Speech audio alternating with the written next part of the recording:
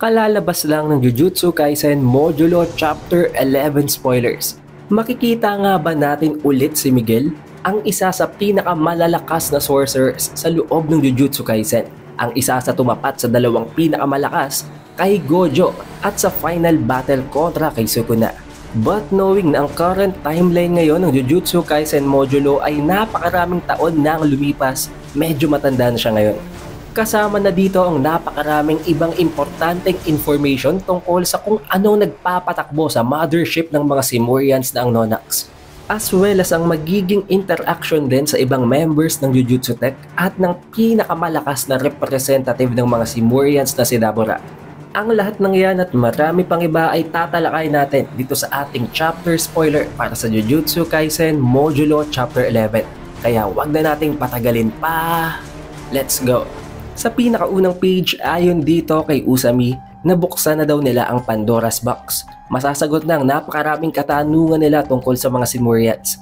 At unang-una na dito is, alam na nila ngayon na ang nagpapatakbo, ang main source of power ng mothership ng mga Simurians na ang Nonax ay ang mismong cursed energy. Magigitong isang napakalaking breakthrough dahil napakatagal na daw pinag-e-eksperimentohan ng mga humans kung paano i-convert, kung paano itatransfer ang cursed energy into a different type of power, into a different form. Kung baga papunta sa electricity, sa kung anumang ibang klase ng power. Pero hindi sila nagiging successful. To the point na nahit na nila ang para bang isang napakalaking wall na mula doon hindi na sila nakapag-advance pa. Kaya naman ang discovery na ito na nalaman at natuklasan nila na cursed energy ang main power source ng Nonax, na nako-convert yon ng mga Simurians into a different type of power ay magiging isang napakabigat na information. But the problem is, hindi nila alam kung dapat ba nila itong i-disclose, kung dapat nila ito gawing public. Dahil oo, magiging isang napakalaking tulong ito para sa kanilang susunod pang mga research, sa susunod pang mga experiments para ma-convert din ng mga humans ang cursed energy nila. However, may kaakibat yun na napakalaking sacrifice. Dahil kung ngayon nga daw na hindi pa naman ganun ka-advanced ang technology na ginagamit nila para sa cursed energy, madami ng mga ibang foreigners ang pinagtatangkaan na kidnapin ang mga humans, specifically ang mga Japanese na ipinapanganak na may cursed energy. Ginagawa nila ito kahit wala pang ganung klaseng breakthrough. What more pa kaya kapag natuklasan nila na posibleng i-transfer, na pwedeng i-transform ang cursed energy into a different type of energy. Siguradong magiging mas malala pa daw ang pangingidnap na yon sa mga Japanese pag nagkataon. Nang dahil dito ang naging hatol at ang final decision ni Usami is that hindi nila ito pwedeng ikalat. Pwede nilang kunin ang information na yon mula sa mga Simurians, pero hindi nila yun ipapaalam sa buong mundo, na para bang Jujutsu Tech lamang ang pag-share nila nito. And since sa pagdating daw ng gabi magkakaroon ng dinner sa gitna ng mga representatives ng Jujutsu Tech at ng mga Simurians, dahil after nga ng previous chapter ay nakita natin na nagkasundo ang mga Simurians sa pipiliin nila ang coexistence sa mga humans. Binabalak ngayon ni Usami na samantalahin ang pagkakataon para magkaroon pa ng closer relationship sa mga Simurians sa pamamagitan ng dinner na yon. Hanggang sa hindi nila inaasahan na biglang may tumawag dito kay Mino. At yun ay walang iba kung hindi si Yuka, ang isa sa dalawang main character na magkapatid na sinabi dito kay Mino na kapag-desisyon na daw si Maru at itong si Cross. At ang kakainin nila, ang main dish para sa gaganapin na dinner party sa gitna ng Jujutsu Tech at ng mga Simurians ay ang takoyaki. Na although this is not that serious of a matter, para dito kay Usami importante yon dahil magiging factor din yon sa magiging mood ng mga Simurians. At siya pa mismo ang nagsabi na may kilala daw siya na isang tao na bihasa sa pag-create ng mga takoyaki. At dito nga tayo guys makakarating sa lalaking ito. Kung titingnan nyo, medyo black ang skin niya at mapapansin nyo din na kalbo talaga ito, nakasuot ng shades na kung iisipin nyo way back sa ating main series, meron talaga itong nare-resemble na isang karakter. At yun ay walang iba kung hindi si Miguel. Nabanggit dito ng matandang ito na ano daw bang ginagamit sa pag-create ng isang takoyaki. Hindi ba isang octopus? At nilinaw niyang isang bagay guys. Sa lugar daw na ito, may matatagpuan na isang klase ng octopus na napaka-rare. Dahil dapat ang octopus daw ay may 8 na mga tentacles. Pero ang octopus na nandito sa lugar na ito ay may isang tentacle lamang. At tinatawag nila ito na isang monopod octopus. Na-cause daw ito ng isang napakalaking environmental evolution. Na dahilan kung bakit kahit ipinanganak ang mga octopus na may 8 na mga tentacles, nawawalang kwenta ang iba pang mga tentacles nito hanggang sa completely ma-develop na ang kanilang katawan at isang tentacle na lamang ang naiiwan dito.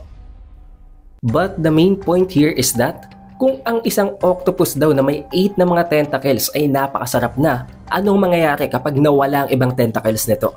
Tulad ng isang monopod octopus na may isang tentacle na lamang. Ang sagot, napakasimple. Magiging mas masarap pa daw ito ng 8 times more. Dahil kung ang lasa ay kinakalat sa 8 na tentacles ay may ipon sa isang tentacle lamang, magiging napakasarap at napakasustansya nito.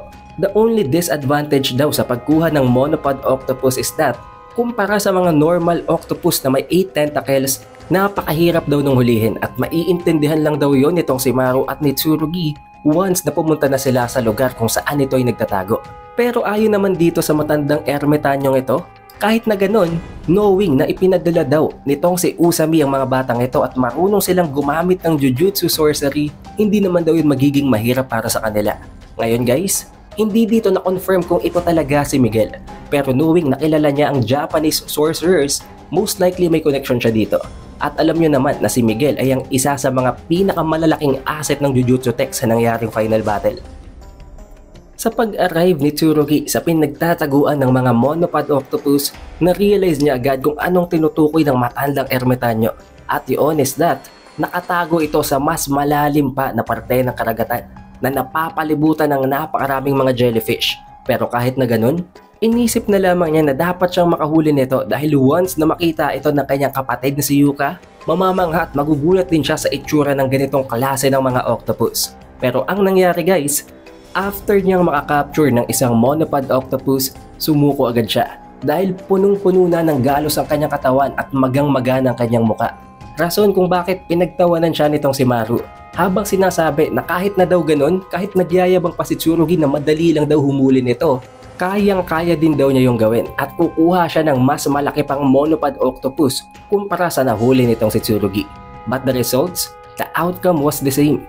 Nakahuli din naman itong si Maru pero pareho ni Tsurugi, magang-maga din ang kanyang muka. Hindi siguro niya ginamit ang kanyang ability sa paghuli ng mga monopod octopus. We also get a panel guys here na kung saan ay nag-uusap ang kapatid ng dalawang ito, si Yuka at itong si Cross, na tinatanong si Yuka kung kailan daw niya balak sabihin kay Tsurugi ang tungkol sa kanyang terminal cancer. Na sinagot ni Yuka na wala siyang balak na sabihin yan kay Tsurugi dahil gusto niyang mamatay ng normal at ayaw niyang maging espesyal ang pagpanaw niya.